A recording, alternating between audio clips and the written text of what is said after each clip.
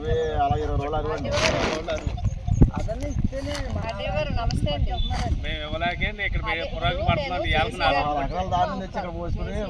ధాన్యం కొనుగోలు గురించి మాట్లాడండి. మీకు ఏమైనా చెప్పారా అని.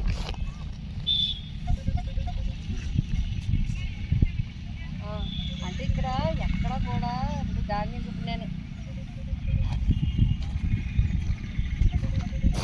అదే నేను మాట్లాడాను. ఇప్పుడు నేను ఏకే మలవరం దగ్గర ఉన్నాను. ఇక్కడ దగ్గర 10 మంది కౌలు రైతులు ధాన్యం గుట్టపెట్టుకుని ఉన్నారు. పైన అంతా చూస్తే మొబ్బేసి ఉంది.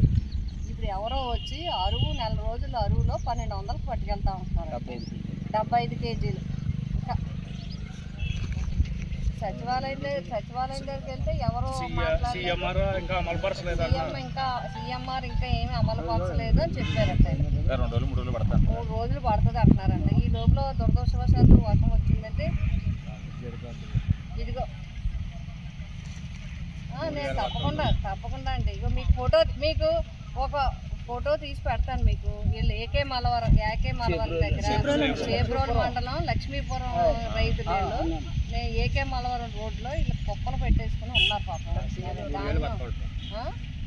ఎంతమ్మా 3000 బస్తా ఉంటుందండి ఇక్కడ.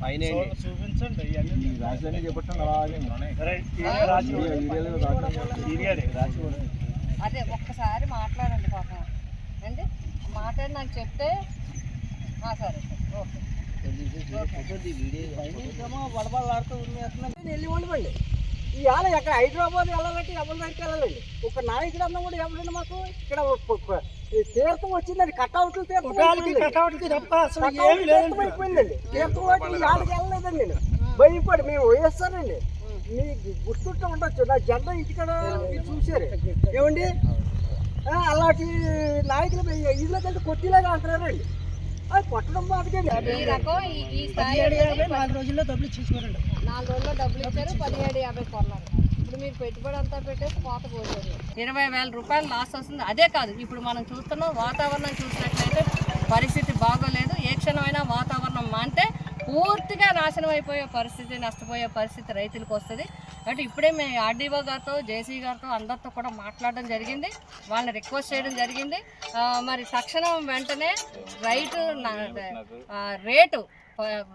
రేటులో ఎక్కడ 500 రూపాయలు తక్కువ కాకుండా మంచి రేటు మద్దతు ధర ఇచ్చి మొత్తంగా ధాన్యం అంతా షిఫ్ట్ చేయకపోతే రైతాంగం పూర్తిగా పిఠాపురం నియోజకవర్గంలో నాశనం అయ్యే పరిస్థితి వస్తుంది, నష్టపోయే పరిస్థితి వస్తుంది. కాబట్టి రైతుల్ని ముఖ్యంగా హైయెస్ట్ నెంబర్ కౌలు రైతులు ఉన్నారు.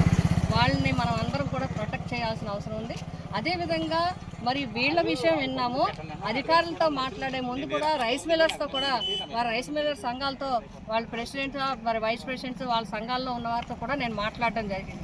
వారు కూడా ఏం చెప్తున్నారంటే మాకు సీఎంఆర్ 50,000కే ఇచ్చారు. మేమందరం కూడా జేసీ గారితో చెప్పాం 2 లక్షలు ఇస్తే కనుక మేమంతా కూడా ప్రొక్యూర్ చేయడానికి అవకాశం ఉంటుంది. కానీ ఇప్పుడు 1000 రూపాయలకి ఇచ్చినా కూడా మేము కొనలేని పరిస్థితి ఉంది. మాకు ఇంకా మేము ఒక్కొక్కరు 1 కోటి రూపాయలు డీడీలు తీసి 6 రోజులు అయింది. కానీ ఇప్పటి వరకు మాకు ఒక్క సెంటర్ కూడా ఓపెన్ చేయలేదని చెప్పి రైస్ మిల్లర్స్ కూడా చెప్పడం జరుగుతుంది. కాబట్టి ఈ విషయంలో తక్షణం మరి పౌర సరఫరాల శాఖ మంత్రి గారు నాదెండ్ల మనోహర్ గారు వెంటనే తక్షణం కల్పించుకోవాలి. నేను కలెక్టర్ గారికి రిక్వెస్ట్ చేస్తూ ఉన్నాను.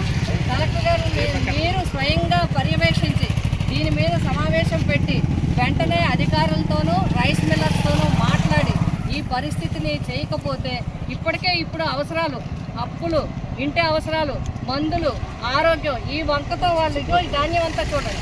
ఈ ధాన్యం అంతా కూడా 1250కి 3 నెలలు 2 నెలలు అప్పులకి అమ్మేసుకునే పరిస్థితి ఉంటే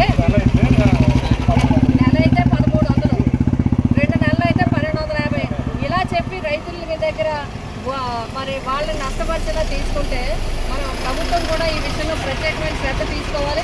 మరి అందరినీ కూడా నేను కోరుతున్నాను. తక్షణం కలెక్టర్ గారిని కోరుతున్నా ఇమ్మీడియట్గా పిఠాపురం నియోజకవర్గం ఉండే రైతుల యొక్క ధాన్యాన్ని మద్దతు నిలిపి తక్షణం కొనుగోలు చేయాలని చెప్పి రైతాంగం తరఫున నేను కోరుతాను.